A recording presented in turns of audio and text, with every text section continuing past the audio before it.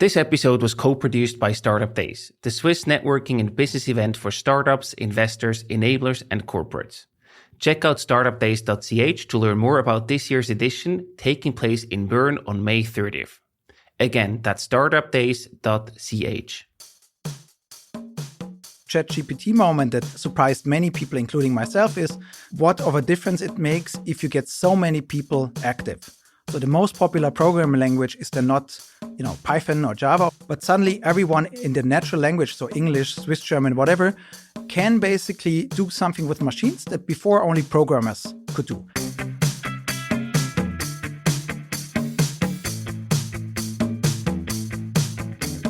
Welcome to the Swisspreneur Show, a podcast about startup stories and learnings from experienced entrepreneurs. If you enjoy listening to our show, make sure to follow the podcast and leave a rating. And now, here's your host, Silvan.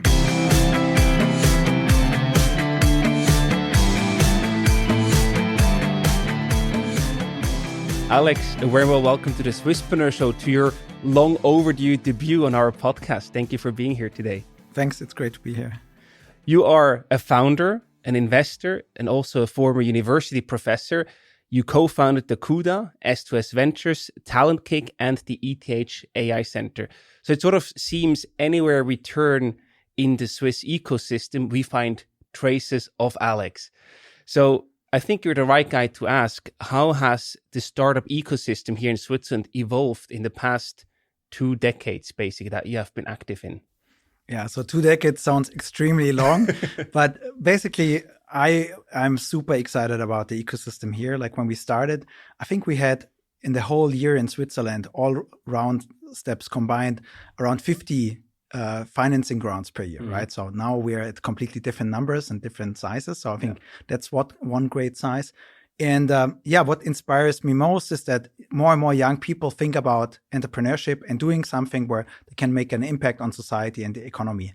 And this is ultimately what brought me also back to ETH, because I saw that's one of the places where you can impact the lives of many young people.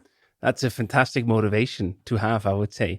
And out of the 4 ventures that I just mentioned before, what was the one that really taught you the hardest, or also the most valuable lesson along the journey? I think what's interesting is that, I always say I had enough time to make mistakes as an entrepreneur, working for a tech company, working in research, that I can empathize a little bit more with what can go wrong on either side. So I would say the combined perspective is what brought me forward. And of course, like my favorite thing is being an entrepreneur, taking the risk, because I feel like then you're not just on the sidelines, but you can actually drive how the future develops forward. And the future today is AI. We see and read it everywhere. You also focus on AI. When did you first get interested in the topic of artificial intelligence? Yeah, so at the end of the day, it already, had a long way coming, right? So when I was studying computer science and computational linguistics. So I worked early on systems like, human-to-car communication, which was horrible back then, very robot-y voice, didn't understand anything what you want to do, and completely different techniques behind. Yeah. And then with the CUDA, we focused a lot on AI used in the image space, so a lot of computer vision and real-time applications. So that was also a completely different world.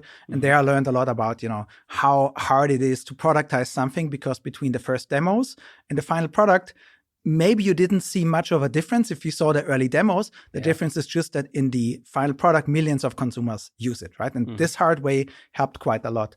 And so it was more or less a natural choice that I stayed in the area of AI, because it's something that I, spend a lot of time in, and I think it has a lot of potential. And I was always fascinated how much more machines can do to support us and to drive forward. So I always love this acceleration effect. So it really is your personal intrinsic motivation that, landed you in that area again. Yeah, absolutely. And, some people might joke and say, yeah, maybe it's because your initials are AI, so you had it a long way coming. But that's not the reason why it's called ETH AI Center or things like that, right? So it's really around artificial intelligence. And that's also the topic I want to dive into a bit more deeply today with you. Yeah. Can you give us a bit of an overview? Where is the AI landscape today? What is possible? What is not possible? What sort of trends are emerging? Where are we today in 2024? Yeah. obviously, AI is a very old topic. Like for decades, this was active, and there was also AI winter in between, and so on. I think the interesting thing is like we spend a lot of time with AI that classified things and detected things and so on. And now with generative AI, we see a lot more use cases coming up. And you might say some of the things have maybe been already like 5 years ago. But for me, the biggest difference was that what also was this ChatGPT moment that surprised many people, including myself, is what of a difference it makes if you get so many people active. So the most popular programming language is then not Python or Java or whatever, but suddenly everyone in the natural language, so English, Swiss German, whatever, can basically do something with machines that before only programmers could do. And not in a way where you instruct every line, but in a way that you prompt, that you ask questions and describe the problem. And the creativity unleashed from, a lot of people that say, hey, I want to do this website, or can you help me do this and that? This is phenomenal. And I think this is what actually made the move forward. So it's not just a technological step, but it's also around, the user experience around that and a lot of people picking this up. Really, the ease of use that opens the door to mass adoption eventually, right? Absolutely, yeah. And if you look at these recent breakthroughs in AI technology, but also sort of adaptability-wise, what can AI do very well or even better than humans? And where does it still fall short, where you say, hey, we still need humans or human interactions there? Yeah. So I think at the end of the day, what we saw is there's tons of information already on the internet, which you can nicely recombine and so on. And that might be something like, I don't know, you want to do a certain travel trip into a region. You want to customize your journey. Of course, you can read 20, 30 blogs and do that yourself. Yeah. But if the information is already there, that's very, very easy to do for an AI. Yeah. Or you say you want, I don't know, a DJ Bobo song for a Swisspreneur, then it's also something where there's a lot of information where you can recombine it. So this is harder for us to do, but very easy now with generative AI. Yeah. I still think that this doesn't kill the creativity, but quite the opposite, because I think like it takes away the part of like a creative journey that is very manual and frees up to you more ideas. So I made the experience that, of course, a very experienced, visual artist will still be millions of times better than I am. But, I can express a lot better what I want. And so I can communicate more with people and express my ideas more easily. Yeah, I see. So it is a good combination that actually unlocks the potential to do much more. And talking about that potential, which industries or verticals are affected the most by the AI that is available today? Where do you see the biggest or fastest shift or sort of impact happen?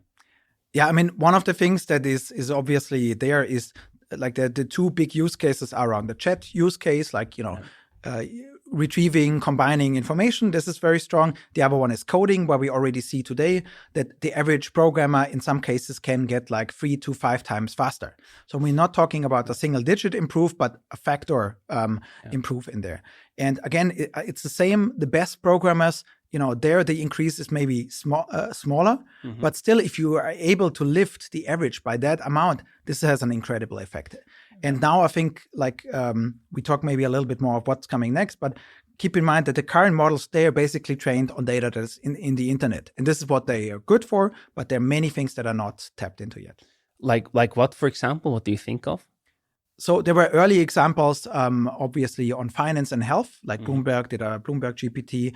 But we see, for instance, the best medical model, like MedPalm 2 from Google, is better than GPT-4, which is kind of considered the gold standard, right? And I think that will go a lot further, that industries or use cases that are domain-specific will be extremely, extremely strong. So think about anything where there's a lot of data not on the web, but with companies. And keep in mind that the systems today, they don't really have eyes and ears, right? So they don't see actually what's going on. So this is one part where robotics, for instance, is always seen as kind of like an example for AI. But I think robotics is at the very beginning of this stage of the journey. So we will see a lot more coming up in that part. And then obviously industries like healthcare. I believe, honestly, like, to make the healthcare system as a whole better for society, I don't think it's possible without AI. Because you need to reduce the administrative burden to, for instance, pay nurses better, give doctors more time with patients, and so on. So there are a number of very transformative elements in there.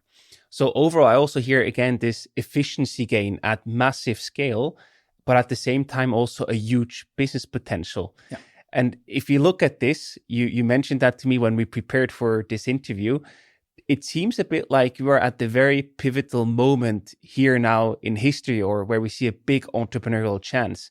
How do you see that? Is now really sort of like a golden era of starting new companies, or really unleashing new huge potential business models that might even disrupt the big tech companies as we know them today?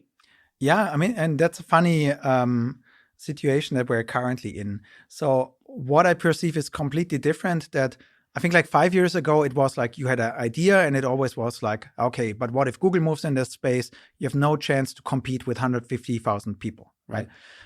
What we have seen with AI is that the companies that are shaking up the whole world are actually very small. Like, in the example of OpenAI, when they were making Google really sweat, there were a few hundred people. Mm-hmm. Yeah, there were a small and medium enterprise that was shaking up 150,000 people, or Midjourney that, had 14 months ago, maybe 10, 20 people was making Adobe and all the Shutterstocks of the world and so on sweat. Yeah, I'm not saying they have the same capabilities, but this kind of level of, these big tech companies, they're invincible.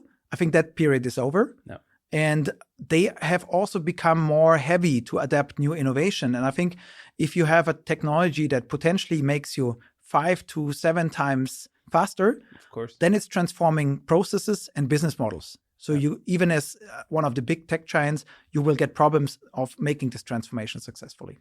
And I think in that regard, it was Sam Altman who even predicted that a potential billion-dollar company, a unicorn, can be run by just one person in the future. You think that's realistic with what you just described? So I really love the thought experiment, but I think one of the fundamental things in a startup is actually the team. Yeah. Mm-hmm. So yes, there are very important solo founders and so on, but I think doing it without a team at all has a lot of other drawbacks. So I see it as a thought experiment, but I think the directional bet is right. That small teams can shake up the world. And I think this is exactly one of the opportunities that we have in Switzerland. Highly educated people have access to, strong infrastructure. Yeah. And also the other element that suddenly, the salary costs are maybe making not that big of an impact because you concentrate more on a very efficient team and achieve more with this. That sounds super exciting. At the same time, you also see the result of this big potential out there where small teams, small players challenge the big established tech companies. We see crazy valuations that are being paid for AI startups. So sometimes it feels like you just have to put AI in the name of your company and you can double or triple your valuation. What is your take on sort of the crazy valuations we see out there in the market? Are they justified? Yeah, I think that's the interesting part. There are some cases where the valuations are, of course, exaggerated, right? But I think overall, it's one of the best bets that you can make right now on the different AI topics. You need to understand, is the technology behind serious? Is it defensible? We had, for instance, during the World Economic Forum, a panel with partners from Kleiner Perkins and from Google Ventures and so on. And, it's also a question, how defensible is it? And at what stage are we in? My personal opinion is right now, there's no strong moat for many of the companies yet. Mm-hmm. I think there are a few more technological developments needed. At the moment, they have first mover advantage, and some of them play this extremely well. Yeah? But I think we are not at the point yet where you have such a defensible position that you can build, let's say, new tech giants or new quasi-monopolies in that part. But they will come. But what needs to happen to give them this defendable moat? So I think right now, one of the issues is the current systems are, impressive at the tasks they do, because, we have not seen anything like this before. But at the same time, we have not seen, like, they still have big issues, right? For instance, they have bias issues, as we know from the press. They have, issues of hallucination and so on. So there are tons of things that need to be fixed there. Mm-hmm. But I think the biggest thing that we have not reached yet is personalization.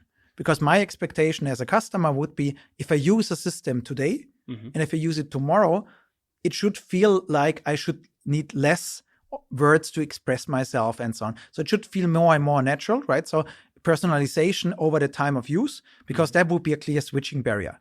Because if I've used it long enough, I will never switch. Right. Then you have a lock-in effect. Then you have the lock-in effects, right? So this is, I think, like one strong part. And the other part is we still believe that, using those systems behind a desktop, like a laptop or whatever, is the killer use case. Mm-hmm. Our mobile phones are no AI devices yet. Yeah, I have no idea if, Apple Vision Pro will be small as Ray-Ban glasses in the future or not. But my feeling is that we will see also something on the personal computing side that is basically driving the adoption way more than we have it now. Oh, I get more and more excited the longer we talk. It's crazy. I also like to go into the startup direction. So let's say I run a startup today. What do all these implications that you just described with this huge potential, high valuations, but also still some technical developments to come to really give me the defendability? What does all of that mean for me as a startup founder today? How do I adapt to this new reality and really capture on the potential upside here? Yes. So one metaphor that I think is pretty useful is if you think of AI not as its own independent human being or whatever, but as you think of it like AI, if it's used correctly, it's as if you would have 1,000 interns. Mm-hmm. What does it mean? It means it can save you a lot of time. If you give wrong instructions, it can, cost you a lot of time, yeah. But you're still very much in charge of all of decisions. No. Okay. So as a startup, what you need to do is you need to figure out, because AI cannot fully automate things. Yeah. Mm-hmm. You need to figure out what do I do with the things that cannot be automated? And this is mostly, this might require new business models, at the very least, new processes. And if you're very, very good in controlling those parts and make that efficient, then you can build up more defensible positions, for instance. This is one of the things where I would focus on. And the second recommendation, so focus not just on what you can do, but basically what do you do with the stuff that you cannot automate, because this will be key differentiator. And the second part is truly, if you think of if you think of the culture of your organization, I think like we have been trained over the last years that we feel very small. You cannot, compete with Google. I think now is a good time to be a little bit more bold. Uh-huh. And I would say the metaphor is more, what companies can you reinvent from scratch? Because I think this is the opportunity, because many companies have stacked up new technology on technology, the web, mobile, social, whatever, on top, Web3, yeah, and now they add AI on top of it. And so I think it's a good time where you can also try, becoming, a category leader and so on, and really take over the whole business and not just be a supplier. No. So basically, just to make an example, let's say I have a personal finance tracker, and now they built in some AI capability, but it's basically legacy technology that they're working with, and now they try to put the AI layer on top of that. An entrepreneur could come and say, how would a personal finance tracking tool look like in an AI first world? That's sort of what you're saying here. Yeah, this is one good example, but I would go one step further, because there's a startup example from our ecosystem, like for instance, Deep Judge on the legal side. Yeah. So why not have the vision also to become like the biggest law firm in the world? Yeah. So just as an example, I'm not saying they should do it, but it's just one thing. What would be the implication? Because it's a different story if you sell a solution to someone who has still to make all of these transitions and transform, or to think also the other way. I would at least consider it. For some industries, the time is ripe. Yeah. For others, it might take maybe 1 or 2 more years. Which industries do you see out there where you feel the time is right to make that change? I mean, at the end of the day, at the moment, we have those models that are mostly trained on internet data and general available cases. So it's a lot of general processes that are going on in our organization that are working right now. We're pushing from the ETH AI Center quite a lot that we create new foundation models that are sector specific, because we believe, like, for instance, education, health, sustainability are areas where there's a lot of data not public. And can generate a lot of advantages. And the value capture is typically not in the foundation model, but it's typically in the productization of things. I see. And you mentioned before there are also some regulatory or ethical challenges that come with AI. First of all, the ethical challenges, right? Sometimes the model is not as fair as we would judge from a human perspective. What are some ethical challenges that you see, and where do we stand in terms of overcoming or solving them? I think what's happening right now that people get more and more aware of what are the problems. Like, for instance, the biases can come in from data. They can also be from the model design. They can also be from reinforcing effects that you create undesired feedback loops. So a lot of these things can go wrong. There are some tools already there, like technical mitigation to some of them. But most important, I think it's also that what is the value compass that your company stands for, right? Because if you're aware of that, step by step, you can mitigate those. I still think some part of regulation is necessary, but I think the best companies will already drive automatically to build systems, because most of the entrepreneurs that I've talked with, they want to do something good, and they have a good moral compass to drive the development. And what role does regulation play in the whole AI game? Because I feel many states are thinking about regulating AI more, but at the same time, it also feels that they're always a bit at least one step behind what is happening from a technological standpoint. Yeah, I mean, at the end of the day, regulation is something that takes time. Yeah, so it will always be behind. Yeah, I think at the moment the AI Act is going active like in 2 years or so. Yeah, if it's not delayed, right? So that's at least a 2-year delay until this plays a role there. And there's many things that we don't know. I think what's important is having this discussion. And there are different views in the world of, like, the normative discussion is what are certain things that we want? Because, for instance, do we want face recognition? In what cases do we allow it or not? So these are important discussions to have to involve more people, right? But at the same time, I'm always like a little bit concerned when you hear from Europe, well, but we are very good and we're the best in regulating, because I think that's a little bit sad. It's not recognizing the entrepreneurial opportunity. Yeah. I think it's important, the regulation part. Of course. Yeah. And this dialogue needs to happen. And in Zurich, for instance, we have an AI sandbox very early on. We started this 2 or 3 years ago with the canton of Zurich, where startups can come. Yeah. And then you can see, for instance, if you have an autonomous tractor, what are, for instance, certain risks? What if this thing does something stupid? How do I deal with this?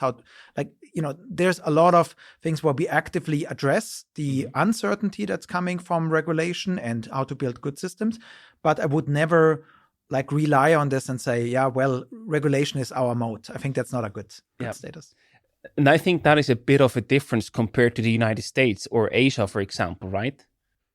It depends. I mean, in the US was now maybe, pushed also a little bit due to the global dialogue.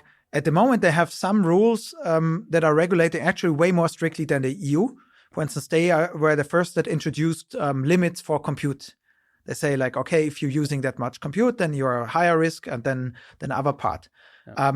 At the end of the day, this will only accelerate the effects that I mentioned before, that if a less compute-intensive system is considered less powerful and less regulated, then this will drive more adoption that will go eventually to mobile and decentralized systems. 100%. Right? Yeah. And Switzerland is also in a very unique position because it's the first country that now has a national supercomputer that is actually based on the latest NVIDIA Grace Hopper super chips. What does that mean for Switzerland? Does that now mean that we can actually play with the big guys in like the Champions League, or what impact does this technological setup has for our country? Yeah, I think what's very important is, one hand side, it's the infrastructure. So we were very lucky from a timing point of view. Yeah. And there were visionary decisions also behind to bet early on this, because this was years ago when the National Supercomputing Center and so bet on AI. Yeah. So I think this is important. But the second part is also that we build up more and more critical mass. So we teamed up, for instance, in this Swiss AI initiative together with EPFL, that we really built a powerhouse, combining all that knowledge, and also other universities across Switzerland joined. And now the interesting part is, how can this help us advancing the economy? And I think this is very important, which also was one of the reasons for me to go to the AI Center, because on the one hand side, breakthrough research, we are already quite good. Mm-hmm. But on the other side, we also need to make sure that we're achieving the transfer into startups, into different innovation in companies. And this is what we want to double down. So can we with this play in the big leagues? Well, it's an infrastructure for training. I think we're in a very luxurious situation right now, but we need to capitalize on this. So we need to invest more and use that infrastructure, while others are maybe still waiting a few years to get something like this. I see. But the really important part that you also mentioned is really the transfer to then commercialize the research and really build successful companies out of that. Absolutely. And I think you mentioned the example, are some of the valuations of companies exaggerated? One of the reasons that you often hear is to deal with this really large-scale foundation models, that have billions of parameters. There may be 300, 400 people on the planet who have the know-how. So what if we could educate, make an example, 50 more of these people each year? That would make a huge difference, right? So right now, the salaries of those people are crazy, right? Yeah. And there's not enough supply. But I think ETH and EPFL are two very strong brands. And this is, for instance, the talent supply, which will also in turn help. Yeah, I love that. And on the other hand, what is still missing, or what could we do better in Switzerland to really, capture this value that is right here in front of us with the whole AI movement?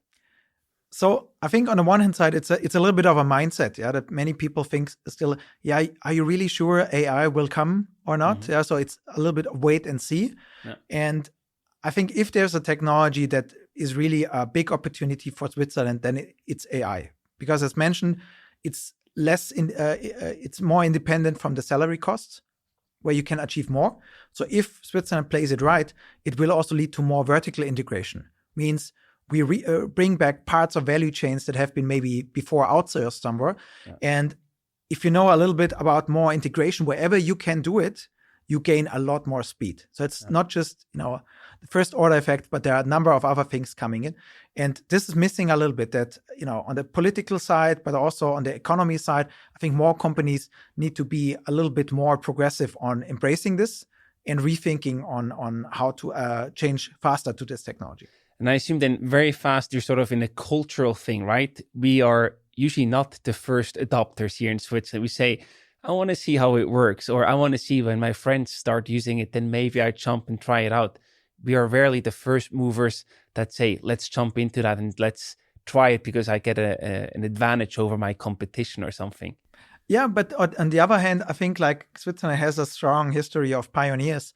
And as you know, ETH and a number of other institutions, are there because Switzerland realized that it needs to catch up. Yeah. So the question is, do we realize that we're in this moment again now or not? Yeah. Because I think it has been done before, and we are one of the really lucky places that has a high quality of living. So we can also draw in a lot of talent from outside, and where it's attractive to work here. And I think this is something, we have one of the highest densities in the world when it comes to the AI ecosystem. The AI center we have is one of the largest in the world, with over 110 professors and 1,400 PhD students. So while the country is small, the density is extremely high here, right? And so it's more recognizing this strength and doubling down. So maybe it will not only be catching up, but actually leading one day. That would be the hope. I think like from a point of catching up to observing, what is right, what is missing. And if you ask people what is missing right now, they will all tell you, well, we need trustworthy AI that is reliable and so on. And these are values which are very, very strong in Switzerland. Yeah. 100%. So if we can deliver this would be an amazing export opportunity. Fantastic.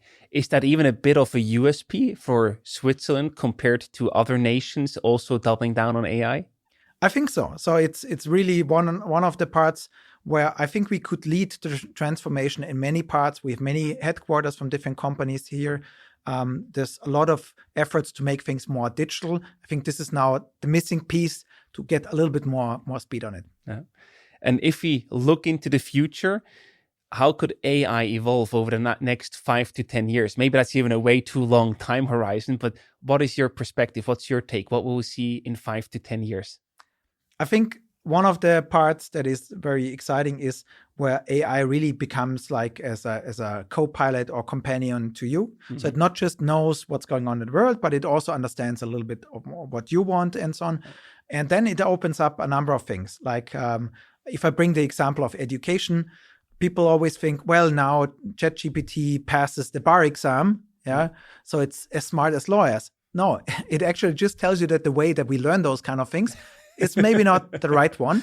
And that, why should we compete, with computers on remembering everything? Yeah, I think we know we're not the perfect memory machines, right? Yeah. So everyone who has studied something knows you learn it, for one exam, and then most of the things you forget anymore. So recognizing more the strength.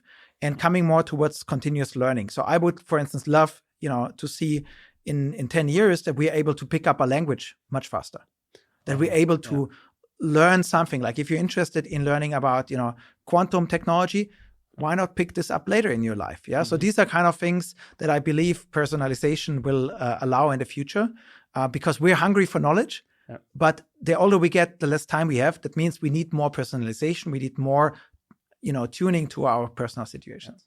I love that. So before we wrap up the episode today, I also want to ask you a few rapid fire questions because this topic is so interesting and I'm really curious to hear your answers. How do you use AI in your life, in your daily life?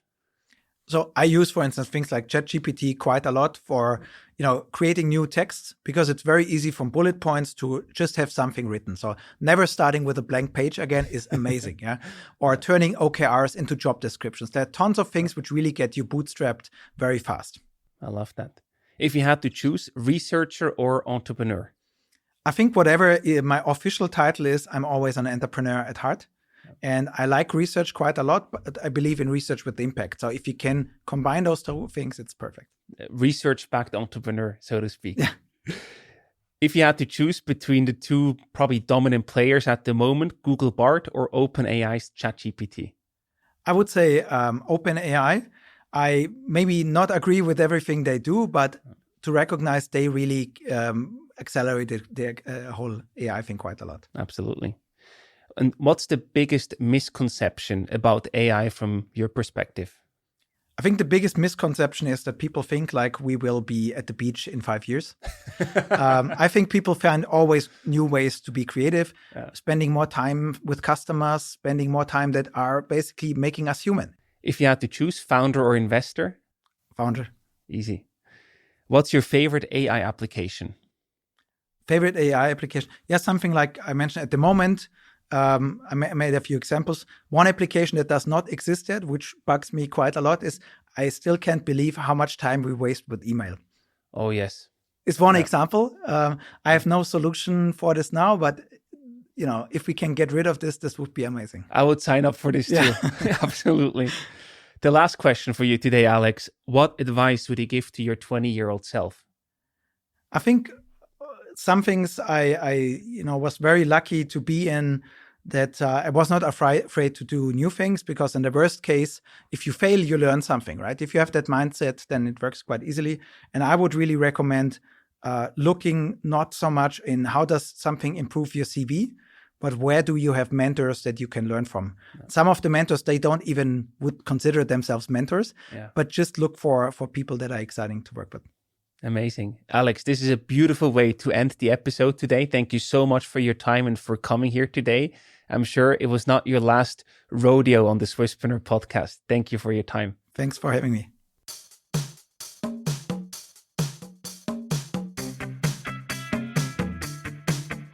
We hope you enjoyed today's episode. If you did, you can support us by rating our show on Apple Podcasts. This way, we can reach an ever-growing number of aspiring entrepreneurs.